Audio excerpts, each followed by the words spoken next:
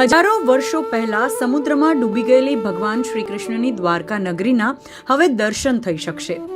ધાર્મિક અને સાંસ્કૃતિક ટુરિઝમ વધારવા માટે સરકાર અનેક પ્રોજેક્ટ્સ પર કામ કરી રહી છે. ભગવાન શ્રી કૃષ્ણએ વસાવેલી દ્વારકાના દર્શન માટે ગુજરાત સરકાર દ્વારા બેટ દ્વારકા ખાતે અરબી સમુદ્રમાં સબમરીન ચલાવવાની તૈયારીઓ હાથ ધરવામાં આવી રહી છે.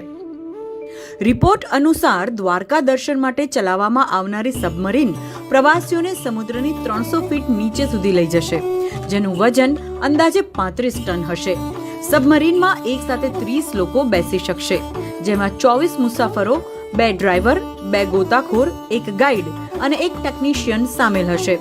સબમરીનમાં દરેક સીટ વિન્ડો સીટ હશે, જેથી લોકો દરિયાઈ સૃષ્ટિને સરળતાથી જોઈ શકશે. આ ટૂર લગભગ 2 થી 2.5 કલાકની હશે. મુસાફરોને ઓક્સિજન માસ્ક, ફેસ માસ્ક અને સ્કૂબા ડ્રેસ આપવામાં આવશે. સબમરીન પ્રોજેક્ટની શરૂઆત આગામી વર્ષે જન્માષ્ટમી અથવા તો દિવાળી બાદ શરૂ કરવામાં આવી શકે છે, જેની સત્તાવાર જાહેરાત વાઇબ્રન્ટ ગુજરાત સમિટમાં કરવામાં આવી શકે છે. એટલે કે હવે શ્રી કૃષ્ણની સોનાની દ્વારકાના દર્શન કરવાનું સ્વપ્ન વહેલી તકે પૂર્ણ થઈ શકે છે.